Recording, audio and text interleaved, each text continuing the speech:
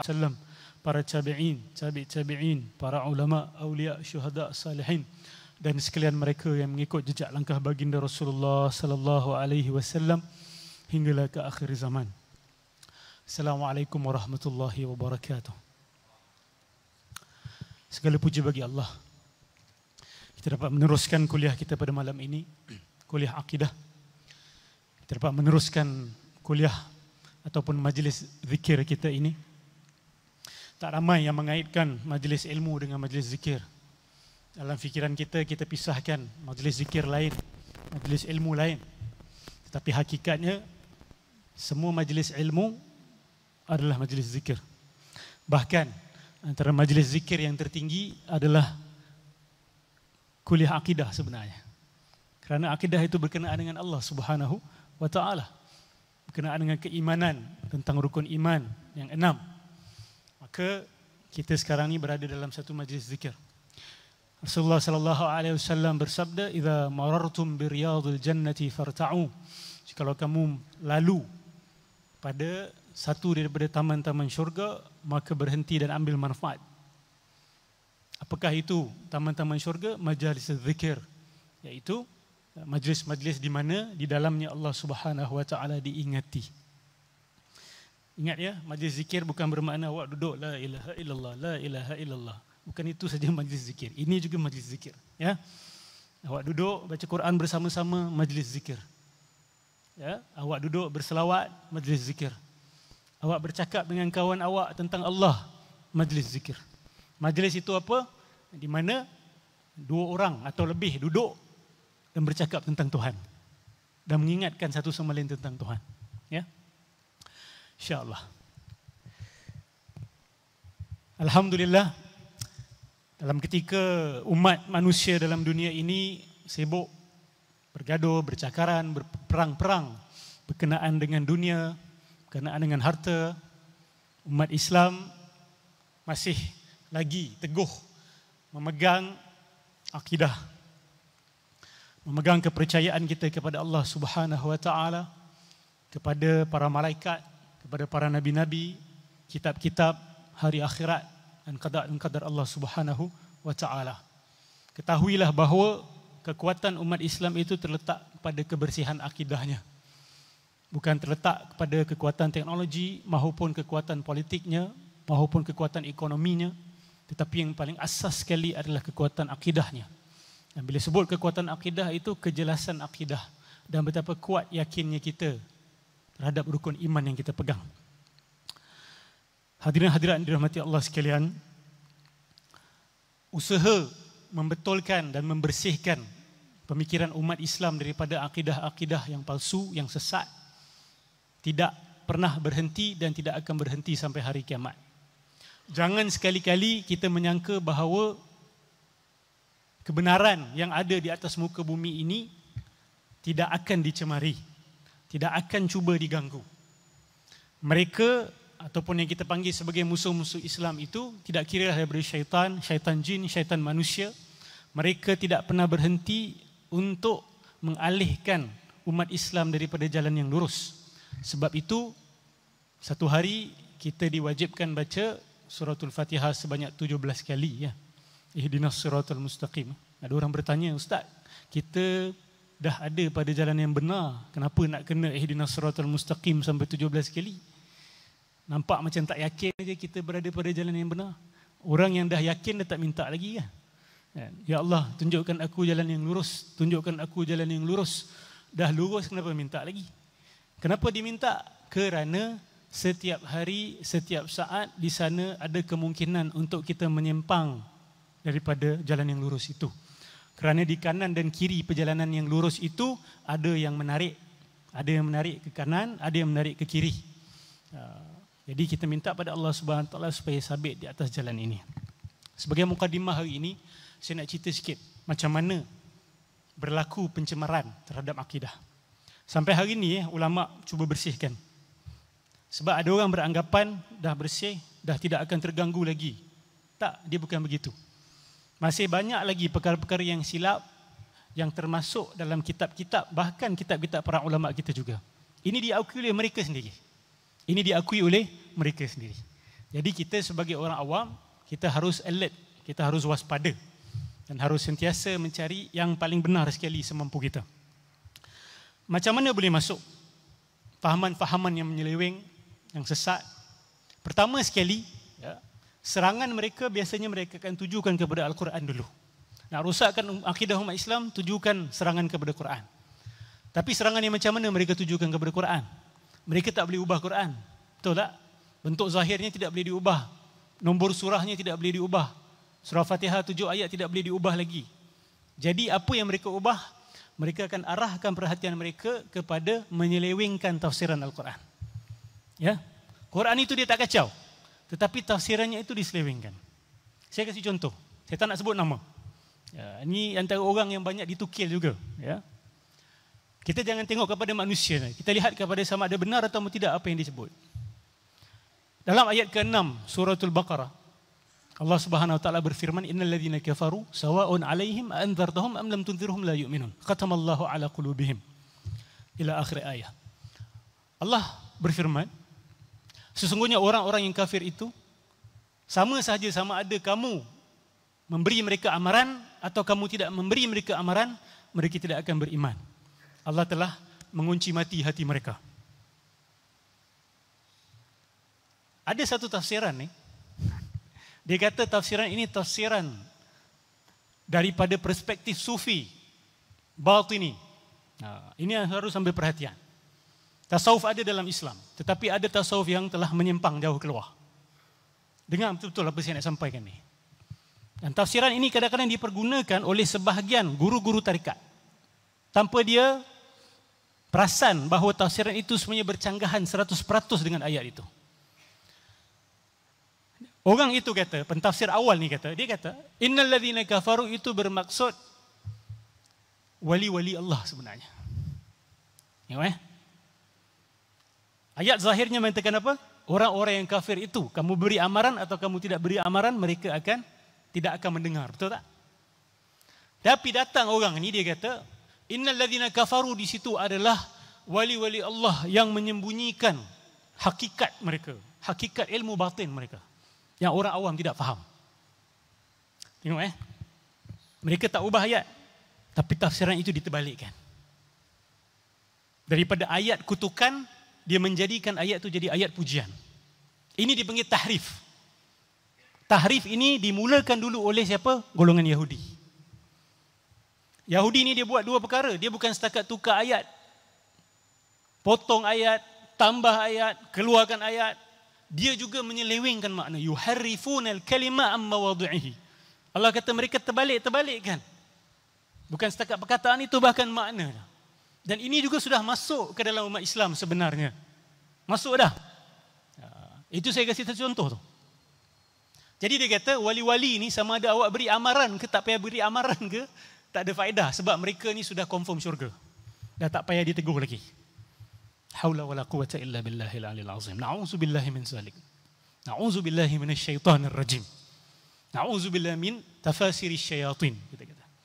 Kita berlindung daripada tafsiran-tafsiran kesyaitanan ini. Satu lagi contoh. Dalam Al-Quran Allah Subhanahu Wa Taala menceritakan bila Nabi Musa naik ke Bukit Tur Sina, bawa turun Taurat kan. Bila dia bawa turun, dia terperanjat, nampak siapa?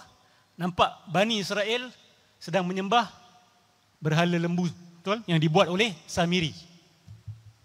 Ada satu ayat itu ketika Nabi Musa akhirnya membakar patung lembu itu. Nabi Musa kata apa? Unzur ila ilahikum. Lihat kepada Tuhan kamu ini. Okay. Kalau kita tengok ayat tersebut jelas. Frasa lihat kepada Tuhan kamu ini sebenarnya Nabi Musa menyindir kepada Samiri dan menyindir kepada Bani Israel.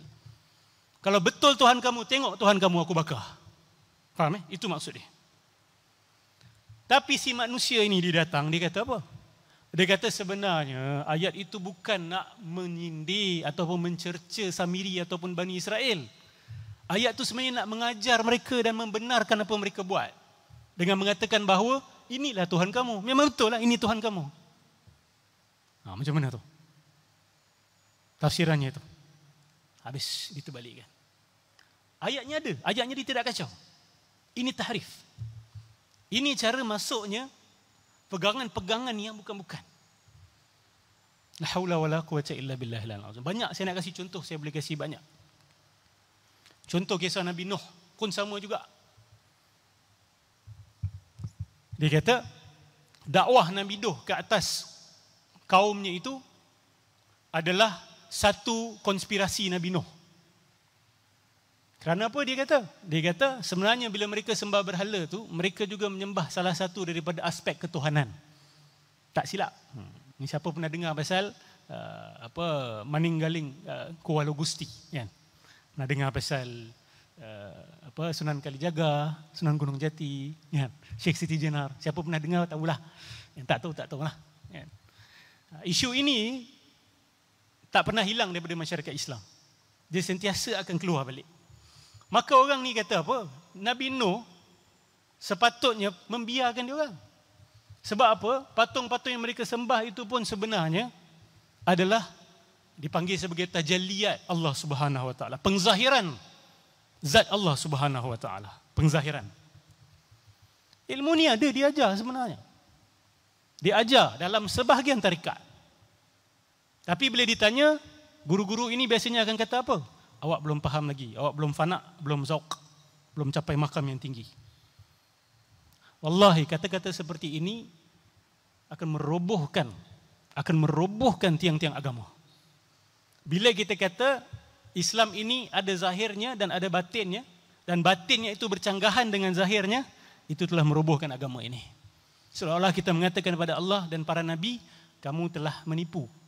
Kamu ajar kami satu, tapi kamu ajar orang lain benda lain, dan yang diajar ke orang lain itu yang betul, apa yang kami tahu ni salah. Tak rasa tertipu kah?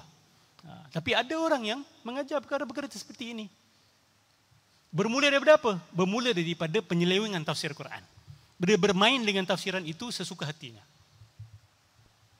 Auzubillahi min zalik. Itu adalah sebab yang pertama. Sebab yang kedua, ini pun sering berlaku. Ini kelonggaran dalam meneliti kesahihan sebuah hadis. Bila cerita pasal hadis ni, banyak orang salah faham. Dia ingat, oh, ni Wahabi ni kan. Wahabi cerita, bukan. Saya nak beritahu dekat sini bahawa para ulama ahli sunnah wal jamaah sejak zaman awal lagi, sejak zaman para sahabat lagi dah, telah memberikan penekanan kepada kesahihan hadis. Mereka nak pastikan bahawa hadis yang awak kata sebagai hadis itu memang betul-betul hadis Nabi. Kerana banyak orang, khususnya syayatinul insi wal jin ini, syaitan-syaitan jin dan manusia ini, bila mereka nak menyelewengkan fahaman Islam, mereka akan tadi menyelewengkan tafsiran. Nombor dua, mereka akan bawa hadis-hadis palsu.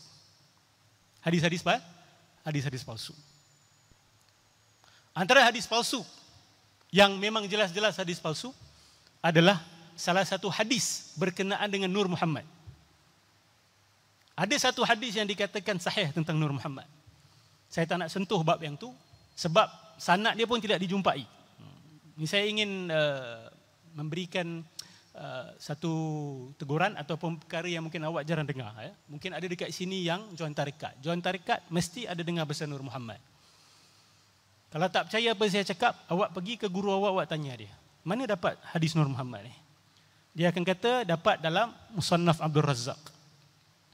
Masalahnya Musannaf Abdul Razak ini adalah kitab yang manuskripnya tidak sempurna. Tidak dijumpai manuskrip yang penuh. Maka dikatakan bahawa hadis Nur Muhammad itu ada dalam bahagian yang tidak dijumpai. Selain dalam kitab itu, tidak ada dijumpai dalam kitab-kitab lain. Bahkan ada ramai para ulama hadis yang mengatakan bahawa hadis ini palsu. Dia ada banyak versi. Versi yang lain-lain itu lagi clear maudhu'nya, lagi clear kepalsuannya. Diceritakan bahawa daripada peluh Nabi Muhammad ini keluarnya seekor astagfirullahalazim, pikok burung merak. Daripada burung merak itu tangisannya pula keluar ini, keluar itu. Ini dari cerita khurafat Yahudi. Termasuk dalam sebahagian kitab-kitab yang ditulis oleh ulama kita. Di sini peranan datang ulama hadis menegur, cakap hadis ini bukan hadis. Tapi ada orang yang berdegil, dia tetap guna hadis tu. Bila tanya mana sanad, dia kata tak payah sanad, saya kasyaf. Ini berbahaya ni. Kasyaf ni maksud dia apa? saya jumpa Nabi terus, saya tak payah kitab-kitab hadis Bukhari, Muslim, saya tak payah, saya jumpa Nabi terus. Banyak lagi dalam masyarakat kita begitu. Ini pintu penghancur agama. Tak kira daripada mana ia datang. Nampak benda ni macam simple, tapi sebenarnya dia sangat-sangat besar krisis yang dibawa. Hadis Nabi Muhammad tu satu contoh. Satu lagi contoh. Hadis dalam Bukhari, kana Allah wa lam yakun syai' ma'ahu. Itu hadis yang sahih itu. Allah dulu wujud dan pada waktu itu tidak ada sesuatu pun yang ada dengan Allah. Betul? Tidak ada zaman, tidak ada tempat, tidak ada bumi, tidak ada langit, tidak ada arash, tidak ada malaikat, tidak ada sesiapa selain Allah. Kana Allah wa lam yakun syai' ma'ahu. Ini ada dalam Bukhari. Tapi ada sebahagian golongan ini dia tambah satu statement, satu jumlah dalam hadis tu. Wa huwal an kama kan. Allah dulu ada dalam keadaan tak ada sesuatu pun bersama dengan dia. Itu memang hadis. Apa yang dia tambah? Dia tambah dan sekarang ini Allah juga masih berada dalam keadaan itu. Maksud dia apa? Cuba fikirkan maksud dia apa. Allah ada dalam keadaan tak ada sesuatu pun yang ada bersama dengan Allah. Sekarang ini Allah berada dalam keadaan yang sama seperti itu. Frasa itu adalah penambahan. Tetapi orang yang tidak berhati-hati menukil hadis itu mengatakan bahawa oh ini pun hadis, Nabi kata benda ni. Akhirnya jadi akidah. Akhirnya jadi kepercayaan. Kalaulah dulu dengan sekarang sama, Allah dulu seorang-seorang, sendirian, minta maaf, sendirian. Kalau sekarang ni sama seperti dulu, maksudnya Allah pun sekarang sendirian. Alam ni apa pula? Aku ni apa? Jadi apa rumusan dia? Aku tak wujud. Alam tak wujud. Pokok tak wujud. Hujan tak wujud. Langit tak wujud. Nah, mula dah merapu dah. Tak maaf saya sebut benda ni. Ini perapuan yang datang daripada hadis palsu. Bila ditanya mana buktinya? Tak payah bukti. Kasyaf. La haula wala quwwata illa billahil aliyil azim. Nabi tak sebut benda-benda tu. Nabi tak cakap perkara-perkara seperti itu. Nampak? Tafsiran yang menyeleweng yang pertama. Yang kedua, masuknya hadis-hadis palsu. Saya ingin tekankan di sini. Yang menekankan berkenaan dengan kesahihan hadis bukan salafi, bukan wahabi. Tidak. Ahlus sunnah wal jamaah. Ulama-ulama ahli sunnah wal jamaah terlebih dahulu memberi penekanan kepada kesahihan hadis. Jadi jangan kerana kita, sebahagian kita benci kepada golongan wahabi, kita pun tak suka pada ilmu hadis. Jangan jadi begitu. Itu pelampauan.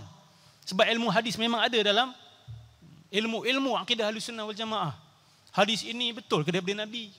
Siapa yang cakap? Ini kata-kata Nabi ke kata-kata sahabat? Contoh satu lagi, ini popular, sangat terkenal. Man arafa nafsahu arafa rabbah. Betul?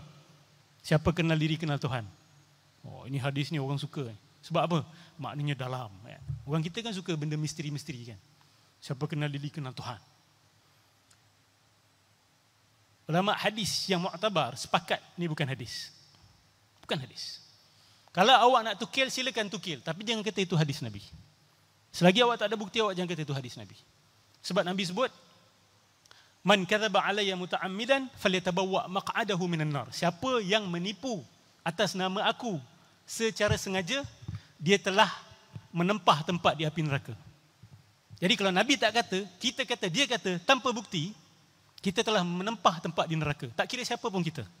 Walaupun ulama besar sekalipun mengatakan sesuatu yang Nabi tidak kata, dalam keadaan dia sedar Nabi memang tak sebut benda tu dan dia tak ada bukti Nabi sebut benda tu, itu bermain dengan api. Maka hati-hati. Ya, man arafa nafsahu arafa rabbahu, mungkin kata maknanya okey ustaz. Okey, maknanya okey, nisbahkan kepada pengata asalnya. Jangan nisbahkan kepada Nabi. Dan bila trace balik, dijumpai kata-kata itu sebenarnya adalah kata-kata seorang ulama sufi, bukan daripada Rasulullah. Bila dia kata bukan daripada Rasulullah, dia kata, oh okey, sorry, bukan daripada Nabi, daripada Sayyidina Ali. La haula wala quwwata illa billah. Mana bukti daripada Nabi Sayyidina Ali? Saran kita, bila meriwayatkan cerita daripada masing-masing, pun kita tanya, betul tak? Mana awak dapat cerita ni? Ini kan hadis Nabi. Kita main telan, main terima saja. Di situ syaitan bertenggek kat tepi. Cakap, ini peluang ni, ini retak yang besar. Umat Islam yang tidak berhati-hati menerima kesahihan sesebuah hadis. Di situ datang perkara-perkara yang palsu. Allahumma salli ala Sayyidina Muhammad. Sebab yang ketiga, ini disebabkan oleh orang-orang yang dia ni belajar agama-agama lain dengan falsafah bangsa lain. Ya. Lepas tu bila dia belajar, dia kagum. Dia belajar tentang Plato, Aristotle, Socrates, Plotinus, Protagoras, Gorgias. Dia belajar René Descartes, dia belajar Francis Bacon, dia belajar pasal Leibniz, dia belajar pasal Immanuel Kant. Dia terpesona. Kata hebat orang-orang ni. Mustahil kehebatan mereka ini adalah hasil daripada 100% otak mereka sendiri. Mesti ada sesuatu dalam Al-Quran yang sama macam tu. Dia start macam itu. Maka dia cuba nak menyesuaikan.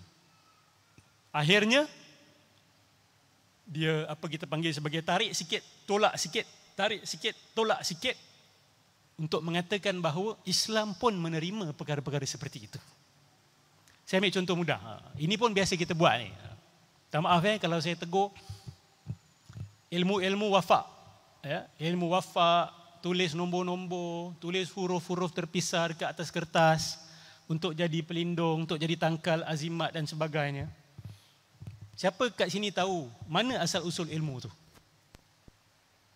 Masih ada tak orang Melayu amalkan benda ni? Banyak. Tapi tahu tak asal usul ni daripada mana? Kebanyakan orang-orang yang amalkan ilmu-ilmu ini, bila kita trace, kita akan jumpa antara sumber utamanya adalah kitab-kitab yang ditulis oleh seorang yang bernama Al-Buni. Okay. Saya tak nak sebut nama kitab lah ya. Sebab kitabnya ni kitab sihir. Kitab sihir yang diselaputkan dengan ayat-ayat Al-Quran dan hadis-hadis Nabi. Ini bukan saya kata. Yang kata ni adalah Ibn Khaldun. Ibn Khaldun adalah pengkaji ataupun ahli sejarah, ahli sosiologi ulung Islam. Dalam kitab dia Al-Muqaddimah, dia menerangkan di situ asal usul ilmu wafak ini. Yang dia kata ia datang daripada seseorang yang bernama Al-Buni dan berkait juga dengan seseorang yang bernama Ibn Arabi. Okey.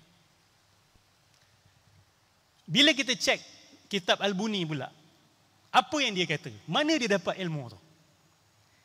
Dia kata, ilmu ini, ilmu wafak ini, tulisan huruf-huruf yang terpisah, nombor-nombor, rajah-rajah.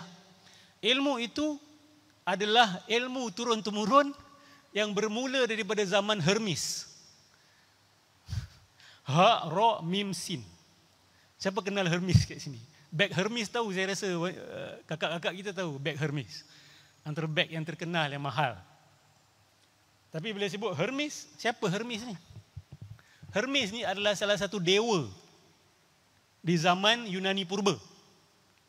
Dan dia dikenal sebagai Tuhan ya, bagi mereka. Dewa yang bertanggungjawab pada ilmu sihir, mengasaskan ilmu sihir. Dan juga yang bertanggungjawab mengajar manusia ilmu bagaimana untuk mencuri, bagaimana untuk menipu orang dan sebagainya. Yang peliknya, macam mana benda ni boleh termasuk dalam kitab orang yang mengaku sebagai seorang alim, dalam masa yang sama menceritakan bagaimana nak memisahkan antara suami dengan isteri, macam mana nak cantumkan seorang lelaki dengan seorang wanita, nak tumbuhkan kasih sayang, wafak apa nak kena tulis, telur burung puyuh mana nak dapat, nak tulis dengan tinta apa, nak bakar kemenyan-kemenyan apa. Kenapa orang baca buku dia? Kerana dia selaputkan dengan Quran dengan hadis. Ini yang dikatakan oleh Ibn Khaldun. Dia selaputkan dengan Quran dan hadis. Dan dia kata ilmu adalah ilmu turun-temurun daripada Hermes. Dan Hermes ni hakikatnya adalah seorang nabi. Itu dia. Nampak? Bila penyelewengan fakta begitu, habis. Habis. Siapa kata Hermes ni nabi? Mana dalil? Oh, tak payah dalil, saya kasyaf. Habis. Habis. Bila main kasyaf, semua orang boleh kata apa dia nak kata. Setan yang mengaku malaikat pun dia kata malaikat. Setan melaku Nabi Khidir, dia kata tu Nabi Khidir. Bila tanya macam mana awak nak tahu tu Nabi Khidir ataupun syaitan? Saya tahulah Ustaz. Macam mana? Apa kayu ukur? Tahu Ustaz. Saya semalam jumpa Nabi. Nabi kata apa saya buat betul. Mana awak tahu tu Nabi? Gerak hati saya Ustaz, rasa hati saya. Masya Allah, seronoknya agama ni rasa-rasa hati. La haula wala quwata illa billahil aliyil azim. Ustaz tak belum rasa, Ustaz jangan cakap macam-macam Ustaz. Saya biasa kena macam itu orang kata. Ustaz dah jumpa Nabi ke belum? Saya kata, saya tak perlu jumpa Nabi untuk saya tahu benda ini perlu ada kayu ukur. Perlu ke saya untuk bertemu Nabi untuk tahu jumpa Nabi atau tak jumpa Nabi mesti ada kayu ukur? Macam mana awak nak tahu? Ada orang, saya pernah tanya dia, betul dah jumpa Rasulullah? Betul, banyak kali. Cuba sifatkan Nabi pada saya. Dia gelap-gelap kulit dia. Gempal-gempal sikit. Gelap-gelap gempal-gempal. Bila kita periksa kitab Syama'il, di mana para ulama menyifatkan Rasulullah, daripada riwayat para sahabat, Nabi berkulit apa? Macam gini kah? Kan? Ini kulit siapa? Ini kulit Nabi Isa. Nabi Isa kulit dia begini. Rasulullah kulitnya bagaimana? Begini. Ya, putih kemirah-mirahan. Sayyidina Muhammad SAW. Nabi gempal kah? Tak. Bahkan ada riwayat mengatakan bahawa perut Nabi tu macam batu bata yang diatur. Apa gambaran kita? Orang yang ada 8 packs. Rasulullah ni. 8 packs ni apa? Dia ada otot perut yang sempurna.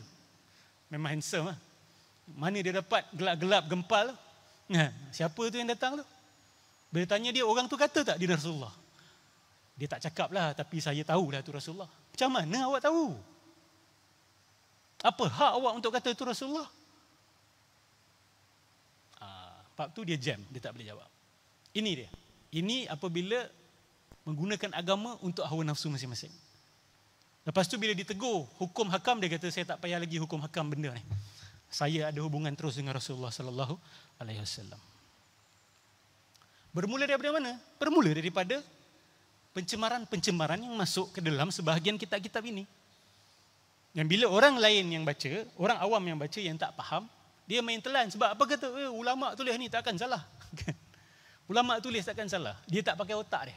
Bila baca kitab ulama, dia tak pakai otak lagi dah. Kita baca Quran kena fikir tak?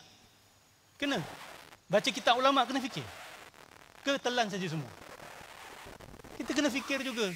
Sebab kadang-kadang dalam kitab-kitab ini, kadang-kadang bukan mereka yang tulis pun, kadang-kadang dia dimasukkan oleh orang lain. Ini banyak berlaku dalam kitab para ulama kita. Dia tulis A, orang lain yang benci pada dia masukkan B, supaya memberi gambaran bahawa dia ni orang jahat. Itu pun kita kena harus ambil perhatian, berhati-hati.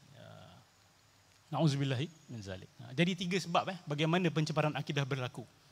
Macam mana mereka terus berusaha untuk mengguncang akidah umat Islam. Pertama sekali, mencemarkan tafsiran Al-Quran. Mereka tak akan buang masa mencemari ayat-ayat Quran. Nombor 2, memasukkan hadis-hadis palsu. Nombor 3, mencampur adukkan falsafah-falsafah asing ke dalam akidah Islam. Ini antara 3 sebab utama. Allahumma salli ala sayyidina Muhammad. Baik. Saya nak sambung sifat Allah Subhanahu wa taala. Al-Qudrah, Al-Iradah, Al-Ilm. Ketiga-tiga sifat Allah Subhanahu wa taala ini biasanya diajarkan oleh para ulama yang muktabar secara bersama. Ya. Kerana qudrah, iradah, ilmu ini sangat berkait. Apakah ta'rifan qudrah? Bila kita sebut Allah Subhanahu wa taala itu maha berkuasa, apakah ta'rifannya? Saya tukil ta'rifan ini daripada kitab Syarh Ummul Barahim oleh Dr. Sheikh Sa'id Fuda.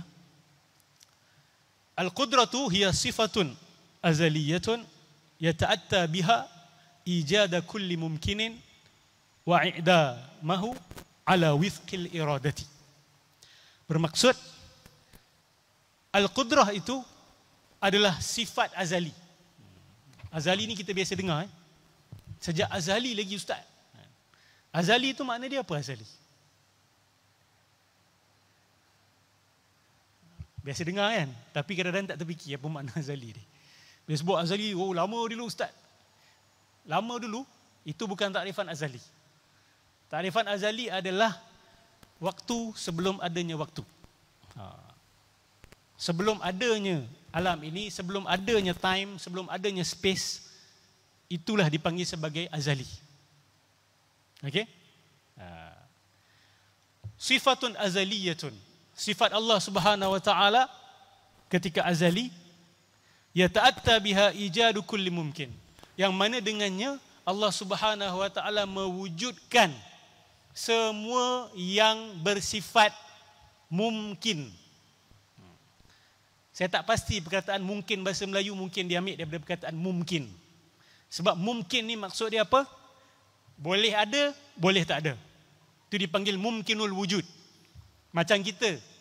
Kita boleh ada, boleh tak ada.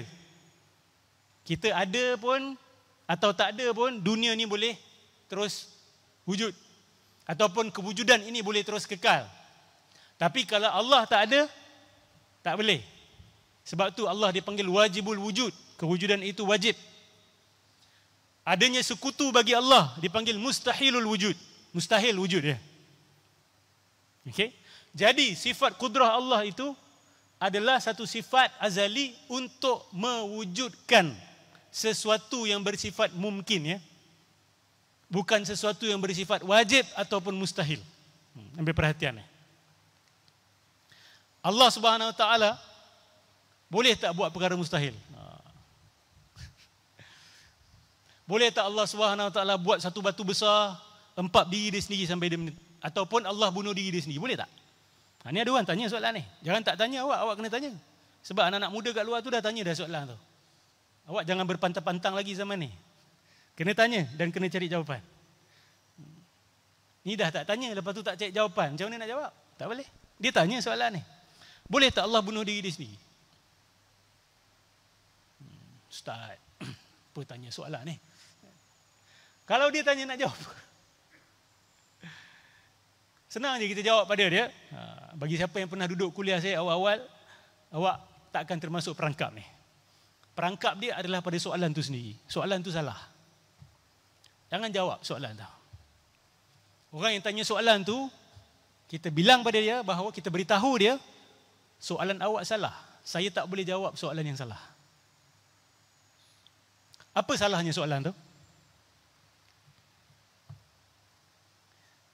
Sama macam saya tanya, awak anak tunggal ya? Ya Ustaz, saya anak tunggal. Abang nama siapa? Awak kalau jawab bengong tak? Awak kalau berhenti sekejap, siapa nama abang aku ya? Betul juga, siapa nama abang aku? Saya ni anak tunggal. Kan?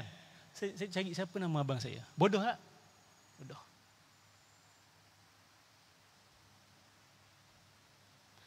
Bila kita kata Allah Subhanahu wa taala itu menghilangkan diri dia sendiri, sama seperti soalan tadi itu. Dia mustahil. Mustahil, mustahil, mustahil. Boleh tak Allah Subhanahu wa taala mewujudkan sesuatu yang ada dan tak ada dalam masa yang sama? Nah, ini dipanggil hukum akal ni, ingat awal-awal sesi saya ajar hukum akal. Hukum akal terbagi pada tiga, minta maaf. Wajib, mungkin dan mustahil. Kalau hukum syarak terbagi 5, betul? Wajib, makruh, mandub, dan sebagainya, 5 tu. Hukum akal terbagi 3. Wajib, mungkin, mustahil. Ataupun mesti, boleh dan mustahil. Setiap hari itulah hukum yang kita gunakan. Masuk kerja pukul 8, bangun 7.55. Apa kemungkinan sampai tempat kerja pukul 8? Mungkin atau mustahil atau wajib. Ya, dia hampir mustahil lah. Betul tak? Hari-hari kita guna hukum akal tu sebenarnya. Kita tak perasan. Boleh tak Allah mewujudkan sesuatu yang tak ada dan ada dalam masa yang sama? Soalan tu soalan mengarut. Dah tak ada, tak ada. Dah ada, ada. Mana boleh kata sesuatu yang ada dan tak ada dalam masa yang sama? Betul tak? Jadi jangan jawab soalan seperti itu. Soalan itu sendiri salah. Soalan itu sendiri salah. Allah Subhanahu wa taala itu yang maha berkuasa, yang tidak ada permulaan, yang tidak ada pengakhiran. Lepas tu awak tanya, bila Allah punya pengakhiran? Boleh tak Allah mengakhirkan diri dia?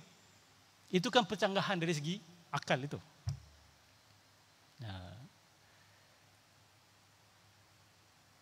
Awak ni duda. Saya duda Ustaz. Isteri tengah buat apa sekarang? Ini pun soalan yang mengarut. Soalannya itu salah. Jadi sifat kudrah Allah Subhanahu wa taala itu dia berkait dengan perkara-perkara yang mungkin. Dia bukan berkait dengan perkara-perkara yang wajib ataupun mustahil. Okey, mungkin ni yang boleh ada ataupun tidak ada. Dia tidak wajib ada ataupun tidak mustahil untuk ada.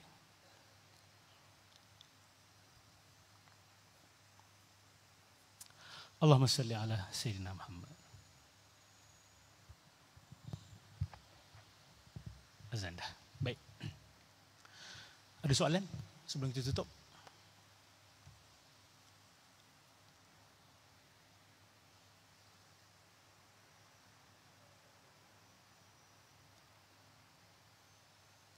Baik, kalau tidak ada soalan, insya-Allah semoga kuliah yang ringkas ini membawa manfaat supaya kita dapat periksa akidah kita, periksa balik kefahaman-kefahaman, kepercayaan-kepercayaan yang kita dapat, pastikan kita tahu sumbernya datang daripada mana.